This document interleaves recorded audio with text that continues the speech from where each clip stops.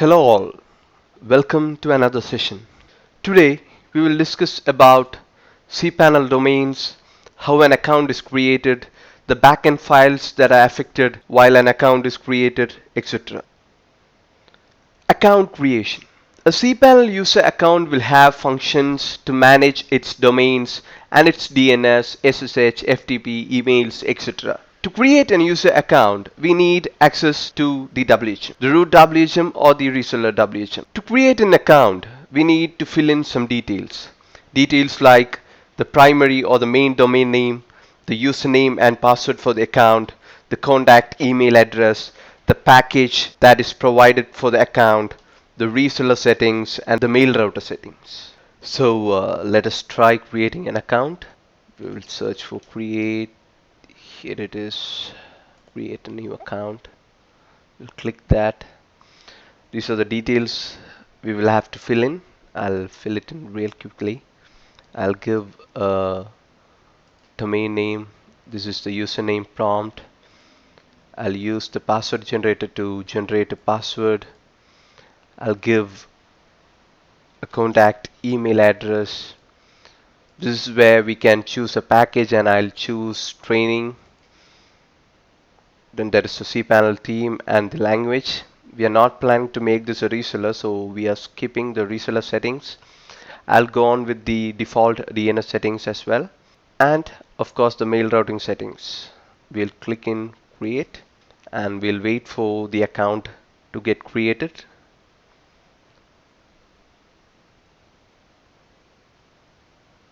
So here it is, the account is created and you can see the account details here. The default account settings are fetched from a file called etc www.account.conf.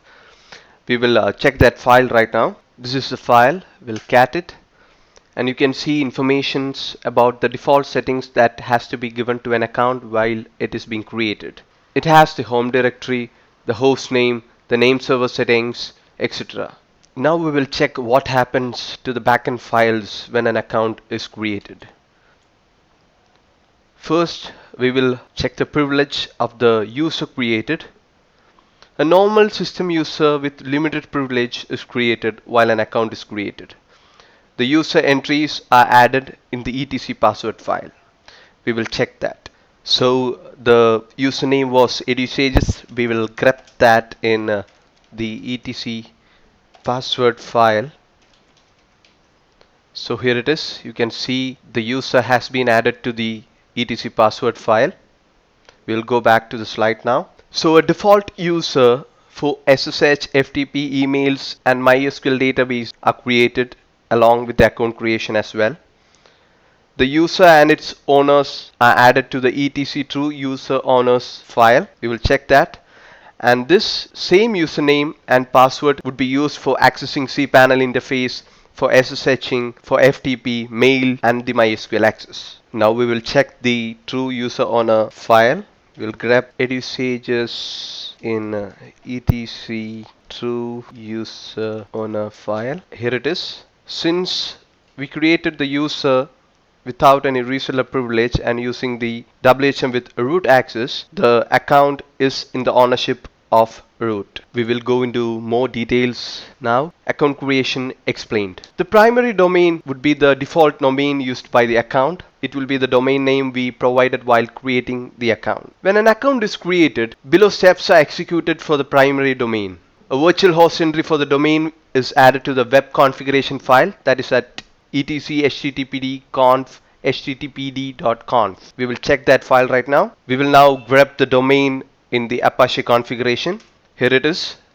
You can see the virtual host entry. It has the IP, it has the server name, the server alias, the document root and more details. An entry for the domain will be also added in the files like etc user domains, etc domain users and etc true user domains along with the username. We will check that. A DNS zone file for the domain is also created along with the account creation with the default DNS records, and the domain name is added to the etc name.conf file as well, and the DNS records in the file were named edusages.com.db.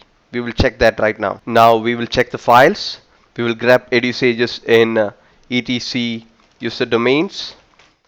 You can see the entry there. Now we will check it in the etc domain user file. The entry is there as well. And then we have the etc true user domains file. You can see the entry there as well. Then we can grab the domain name in the named.conf etc named.conf. You can see the entry there, and the DNS records are entered to the var named edusages.com.db. You can see that as well. These are the default DNS records added while the account was created. The file var cPanel user data slash username slash main contains informations about the subdomains, spark domains, and add-on domains contained in the account. Another file called var cPanel user data username slash domain.com contains the web server entries for the domain name. Then there is a file called etc user data domains, which includes the account's username, the type of domain, the primary domain name, the document root, the IP, and the port of access, etc. This is the user data directory for our account edusages, var cPanel user data edusages. We will check the files in that. These are the files. The main file contains informations about the different types of domains in the account. We only have the primary domain, and you can see that here main domain equal to edusages.com. Then we have the edusages.com file, which has informations about the web server access of the domain. Contact email. All notifications like account suspension, disk quota limit, bandwidth limit, etc. regarding the account would be sent to this email ID. The email ID is written to the file .contact email in the home directory of the user. We will check that file later. Then we have the reseller settings. We have not given any reseller settings to the account we created, so we are not discussing about that. Then we have the package information. We allocated the package training, and the resource for the account such as disk quota, bandwidth, the number of FTPs, mail accounts, etc. are defined in the package account, and these informations are written to the file in var cPanel packages. We will check all the files right now. So this is the home directory of the account. We will check the contact email file. So here it is. This was the contact email we gave while the account was created. Then we can check the var cPanel packages directory. Here it is. We have the package which we provided while the account was created. We will cat the package, and the package has informations like bandwidth limit, CGI access, IP, maximum number of FTP accounts, maximum number of add-on domains allocated, maximum number of park domains given to the account, maximum number of SQLs, the disk quota, etc. Now we have the mail routing settings. Here you can specify the way in which emails are to be routed for the main domain and the domains in the account. The first one is local mail exchanger. Here the hosting server will be used for accepting the emails. When this option is checked, the domain name is added to the etc local domains file. And then we have the remote mail exchanger. This option is checked when you're using an external mail server like Google, etc. When this is checked, the domain name is added to the etc remote domains file. We will check these files right now. Since we use the default settings for mail routing while creating the account, edusages.com will be added to the etc local domains file for using local mail exchanger. We will check that file right now.